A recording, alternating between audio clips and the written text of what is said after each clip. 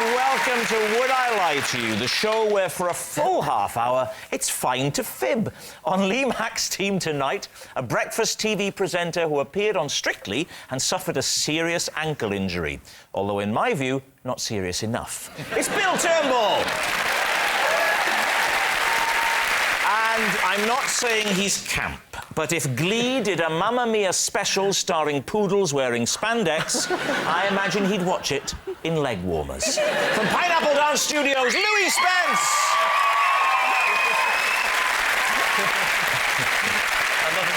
And joining David Mitchell tonight, an Irish comedian who came to England to find his fortune, or failing that, any loose change, it's David O'Doherty.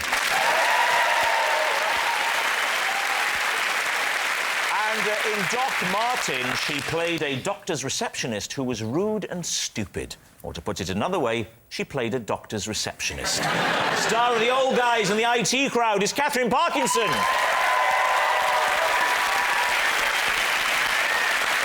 Right, we will begin with round one, Home Truths, where our panellists each read out a statement from the card in front of them. To make things harder, they've never seen the card before, so they've no idea what they'll be faced with. And it's up to the opposing team to separate the truth from the lies. Katherine, you are first tonight. Would you reveal all? I was so sure that wombles were real, I used one as an example of a mammal in a GCSE biology exam.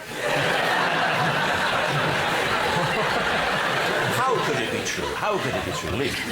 But which one did you draw? What did he look like? I didn't draw anything. That wasn't in the question. The question was give an example of a mammal. Oh, you used it, just wrote it down. It was give 3 examples of mammals, and I said bear, because that's an obvious one. Yeah. Whale, bit less obvious, clever. And womble was my 3rd example. How old were you at the time? 15. What are you looking at David for? Let's remind ourselves what the wombles looked like. We've got Uncle Bulgaria, yeah. There he is. He was like the Don Corleone of the womble family. What grade did you get then? A. You got A's, even though you think womble's a mammal. I should make clear that I didn't think the children's programme was a documentary. I thought the children's programme, that Womble, was based on a real mammal. For example, a bear is a real mammal, but Yogi Bear isn't a fair representation of real life. You're telling me for a GCSE, at age 15, the question was, give 3 examples of a mammal? Look, Lee, this isn't the end of a game show. It's not like, and this one's for the GCSE. There were lots of questions. But surely the question in a GCSE at 15 wouldn't be, give us an example of 3 mammals. It's a bit of a basic question. Why do you think that is so easy? Well, it's quite... You are such an intellectual snob. That's my role on the show. I'm sorry, you could have said cat, dog... That's what... Any number Are you stuck for the 3rd one? Cat, dog... I know what you're saying. You could say that you knew that they were fictional, but based on a real animal called the womble. I thought that maybe it was based on the fact that in real life they made their burrows from, like, condoms and coke. In reality, of course, most creatures perish because of litter, things that the everyday folk leave behind. So, in a way, the wombles did a lot of bad. Are you saying that the womble's message encouraged exist. people to litter? Yes. People sort of said, well, maybe I was going to throw this away properly, but maybe the wombles can make an extension out of it. Yeah. Yes. That's exactly what I'm saying, yeah. I mean, people do dress dogs up like that these days, and so you couldn't be sure whether they're possibly just trained wombles. Yeah. But these, in the story, the wombles that wasn't just poor old bewildered womble, but someone's put some glasses on him. He's put his own glasses. He's gone to the womble optician and said, could you fashion me some reading glasses out of some stuff that everyday folk have left around? And they've done that. Right. That's actually not true. He found the glasses. He found the clothes. He found glasses of exactly the right prescription. No. Possibly on... There was no evidence that it was the right prescription. There was an episode, wasn't there, where an old man had died on Wimbledon Common and immediately the wombles are on him. Taking everything. His medals, his gold watch, his glasses, his shoes, and there he is naked. It's all about no dignity if the wombles are around. It's a brilliant programme. do we think, Bill? I think it would be an insult to Catherine's intelligence to believe that she wrote that down in an exam. I don't believe it. You don't. You see, Go on, what do you think, Lou? No, I don't believe it. Why? No. Because I don't. Because I think that she seems better educated than that. I mean, I got kicked out of school at 15 and... Why?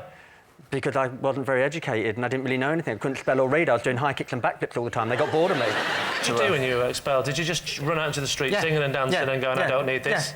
Yeah. I don't need this. I don't want this. I can spell. I can do up. Head roll, head roll, head roll. Boom, boom, boom. Can I just say,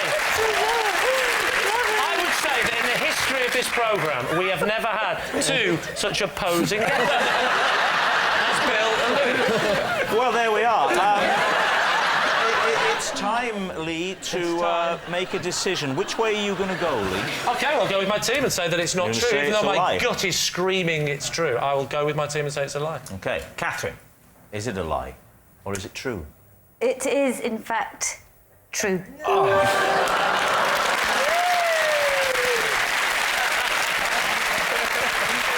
Yes, it's true.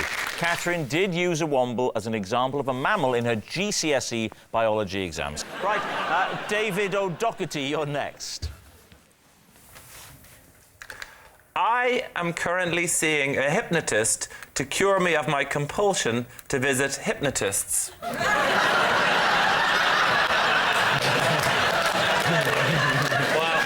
I don't think this is going to take too long. How long have you had a compulsion to see hypnotists? Well, it started off, I had a fear of heights, and I visited a lot of different practitioners. It is a serious enough thing. I mean, it's unusual to be this high.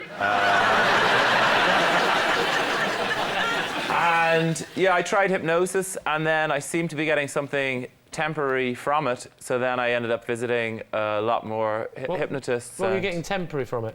I was getting some relief from it for a while. From your fear of heights? Yeah. So you're now relieved of that at this point. Why would you go back? Oh, because then the relief is temporary, so I ended up going back, and then I ended up getting really addicted to visiting different hypnotists. What do they do? Normally they just put me under for a minute. Put and under then what? Water? They make me, it's serious, they make me lie on the ground. So they make you lie on the ground? How's that going to cure your fear of heights? Surely they should make you lie on top of the cupboard. Well, I am knocked out during this, and then when I wake up, they put me on top of something high. Oh, right. So how many different hypnotists have you seen? I don't know, it's into the hundreds at this point. Hundreds of hypnotists? It was costing, most of my income was going on it. I mean, I would do whatever money I could get was just going straight into hypnosis then. How long have you been seeing the one you've been seeing now for to get you off seeing a hypnotist? Well, this one about 2 years now. I mean, so the man you've been seeing for the last 2 years has been specifically for the problem that you want to stop seeing hypnotists. Not for the height thing anyway. Just I'm addicted to hypnotists. I need to stop. That's what you're seeing him for. Yeah. And you've been seeing him for 2 years. we're nearly out of the woods.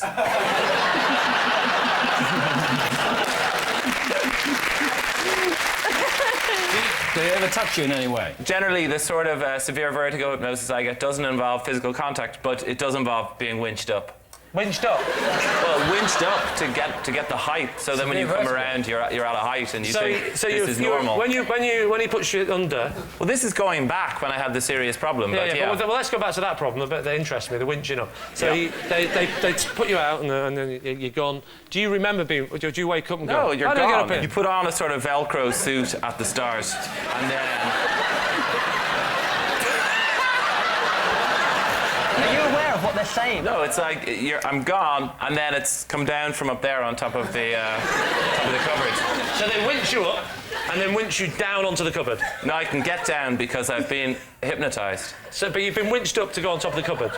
While I'm under. Yeah. So he winches you up, then slightly nudges you over the cupboard and winches you down again. Why does he have to put you on the cupboard? Why does he just winch you up and keep you winched? What's the advantage of being on a cupboard over being winched up? Have you got a fear of being up high on cupboards? What's the name of the hypnotist you're seeing? Dr. Spence.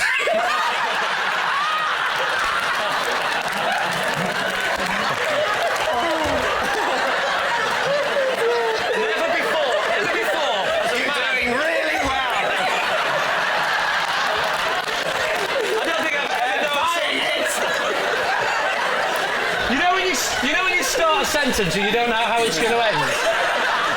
It's never happened before with just 2 words, doctor and spank. He's German! Oh, no. He's German, yeah? German.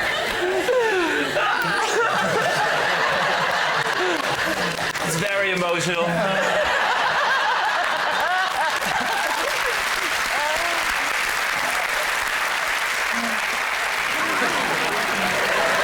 What do you think, Lee? It's a tricky one. Well, it's a tough one. I'm going with you on this one.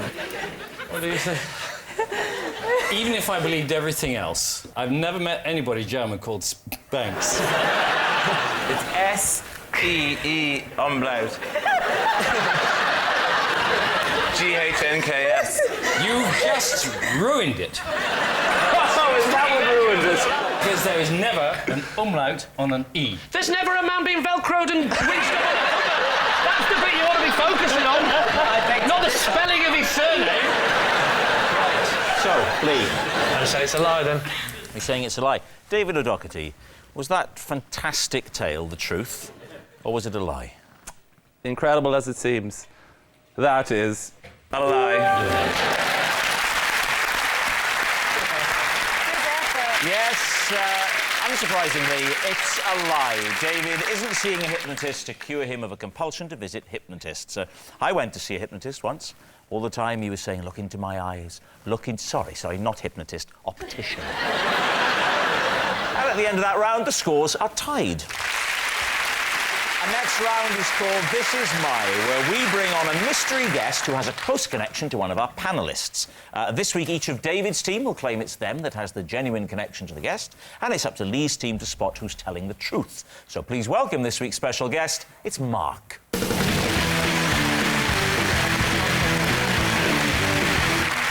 Right, we'll start with you, David O'Doherty. What is Mark to you? Well, this is Mark, and together we started a lost animals detective agency.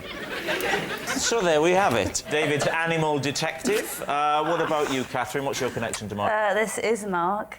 He is my recycling man, and last year he put a note through my door saying he thought we were eating too many takeaways. All right, Katherine's a healthy eating recycling man. David Mitchell, your relationship with Mark? This is Mark. He saved me from choking in Argos after David, you haven't even heard of Argos. He saved me from choking in Argos after I swallowed one of their little pens.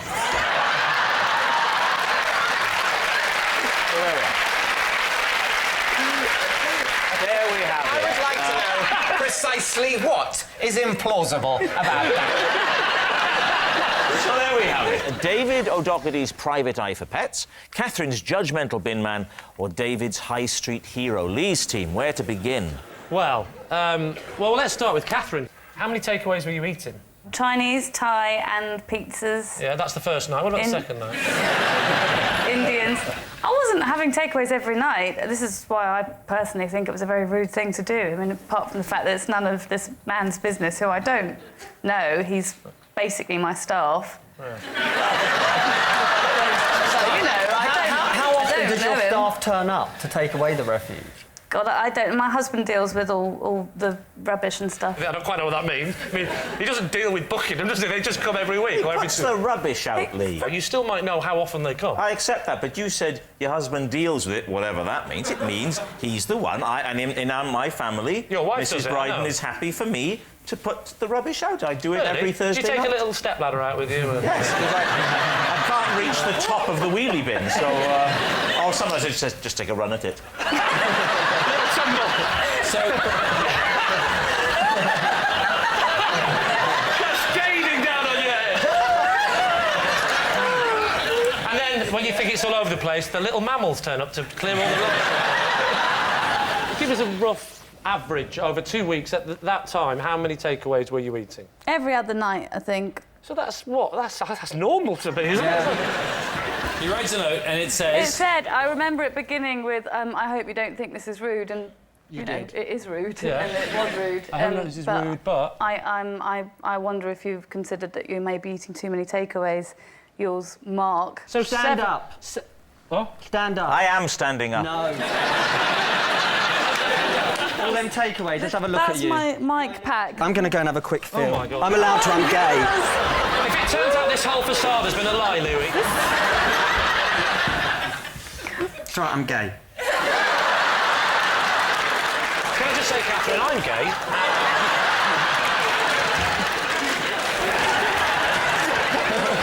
Well, I can tell you, she doesn't feel like she's eaten a lot of takeaways. She's firm and tiny. Well, thank God that was the answer, because it would have been awful if it had gone back. Oh, she's telling the truth. No, she's tight. It stinks of curry.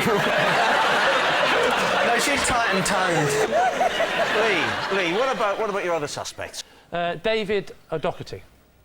Hello. Hi. You were running a detective agency for lost animals, is that correct? Well, we started off just as a detective agency generally. And then these lost animals started ringing you up saying, can you find my owner for me? No. What? It's the mid-'80s in Dublin. There's a lot of crime. And we were 8 or 9, and we decided we were going to do something about the crime. So you start off this detective agency, and it doesn't go so well. So you think you need to be a bit more niche. We just weren't getting the caseload. We were getting nothing. Did you recover any lost animals?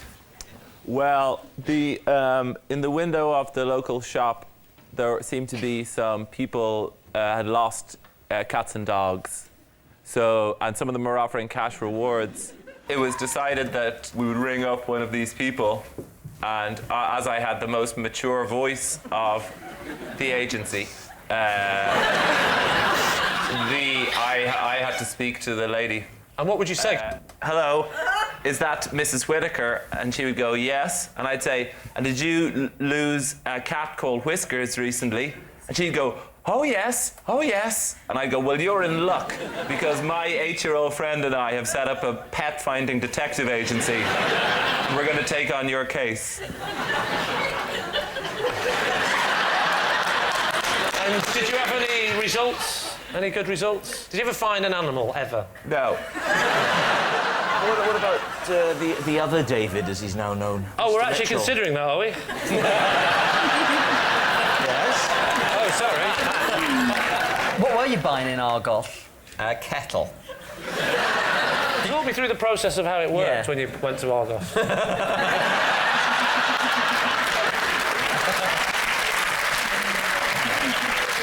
I walked through the door and I looked through the catalogue to find the kettle. Good stuff. Yeah. What type of kettle did you go for? For boiling water. So, you've seen the kettle, and then what? What happens next? I filled in I checked on the little keypad that they had it in stock.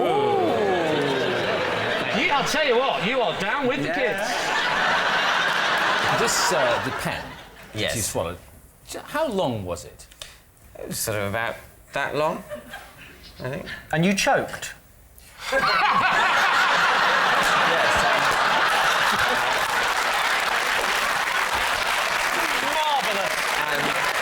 Absolutely marvellous. Never has such a clean sentence meant so much. Why did you put it in your mouth? I was sort of chewing the end of it, sort of thinking. Trying to look and then working class, I sneezed. You sneezed? The way you do when you sneeze and suck in at the same time, yeah? And what, you had a backdraft effect, did you? And he went, straight in. So you sneezed. In order, I involuntarily inhaled before the exhalation. Are you like Hoover Man? Did everything implode into your gob? That's my child! Give thanks!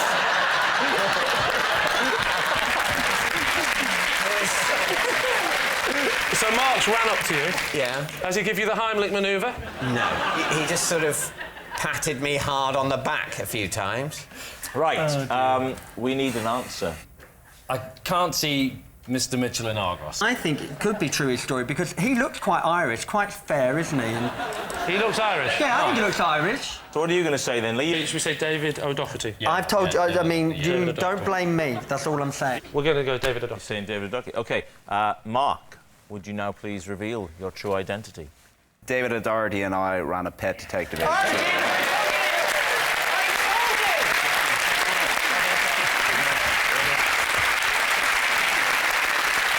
Yes, it's absolutely true. You had a detective agency. I was at home rooting around, and we made business cards. And the caption at the bottom is, "We handle everything." You're the first detective. Yeah. And Mark is... He's down as notes. Down as notes. Notes. You've reduced him to an inanimate noun. What a man. Thank you very much, Mark.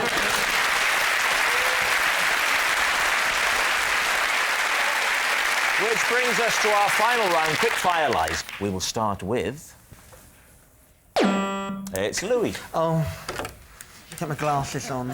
This means I've got to read. Right, hold on. I make myself cry before every big dance performance to get rid of any excess water weight. What do you think, David? My first question is, what do you think of to produce this torrent of tears that would get rid of all this excess water? Well, I mean, as a dancer, you're so criticised for the way you look, and some of the things you have to wear on stage are very revealing and can be very tight. And so I just think about how awful I would look and what kind of criticism I would get. Right. So that's enough to reduce me to tears. Right. The spiteful remarks that people would make if you don't burst into tears and lose a few pounds of water. Yes. Pounds? Would you be losing pounds just for the quick listen, cry? yes, you can. You absolutely can. Louie, where did you discover this technique? Well, it's actually... a lot of ballet dancers, a lot of commercial dancers do it. I mean, it's a funny world we live in. What we do is extreme. What we do with our body is extreme. You know, it's just one more thing to be extreme with. How do you make sure it doesn't go onto your skin and then still be weighing you do down? it like this with a flat back over. So they just drop like that.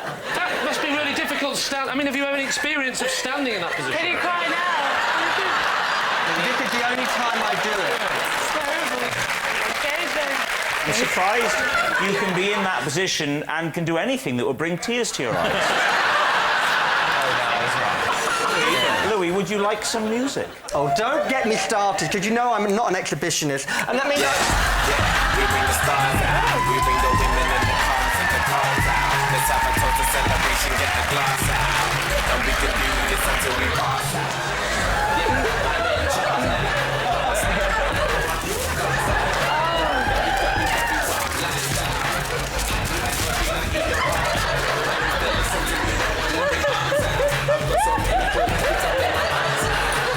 I feel better now.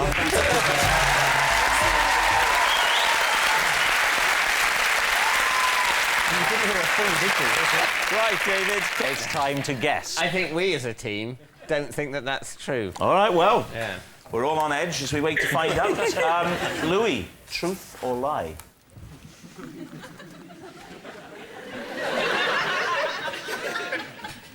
Lie. What a shocker. Yes, it's a lie. Louie doesn't make himself cry before every big dance performance to get rid of any excess water weight. Lee? I can tell the circumference of someone's head just by looking at them. David, what do you think? No, you can't. Let's move on. I actually had my head measured yesterday for What a week. waste of time. You should have just come here today. So I know exactly what my head circumference is right now. Catherine, bring it on. Go on then, what's her head Is it? circumference? Let the lady ask if she wants to know. Yes, Catherine. Can I help you? Lee, Yeah. what is the circumference of my head? Could you just have a little bit of a... I would say that, from my expert opinion, you are... I would say you are a large.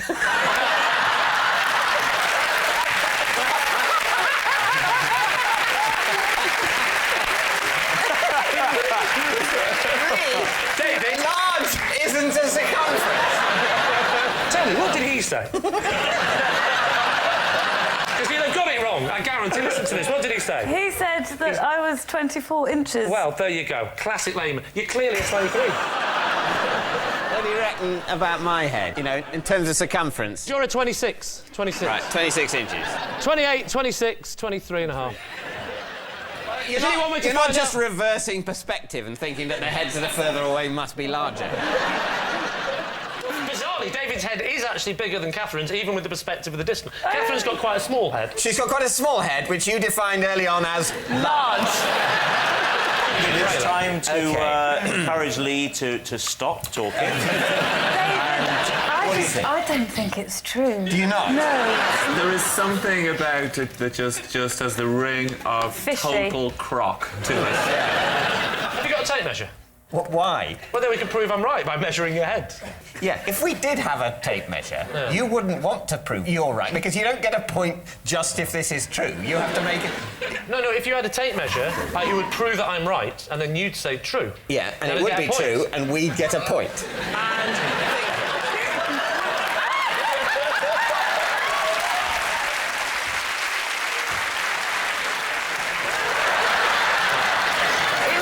Do you mind if I just... Don't worry, I know what I'm doing. I used to be a vet.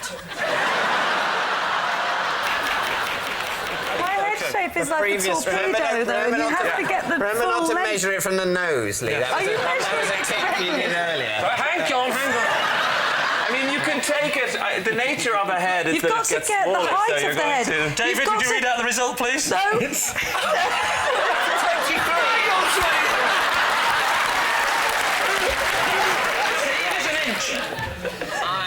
So, David, what does that lead you to? I still don't believe it. Really? I still don't believe... Do you believe him now? No, I Do you don't. believe him now? Oh, my A goodness. little bit. You believe him a little bit. I think we're going to say this is a lie. You're going to say it's a lie? Yeah. Lee Mack, Yes? were you telling the truth or were you lying? I was, in fact, telling a lie.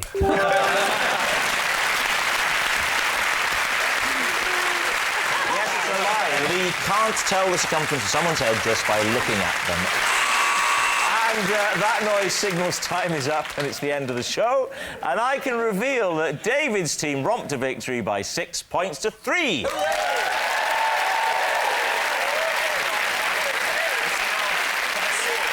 But of course, it's not just a team game. And my individual liar of the week this week is David O'Doherty.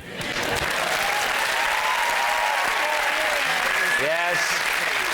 David O'Doherty. Obviously, I don't really think he's the best liar, but I'm just giving him the award to fulfil a regional quota. Good night.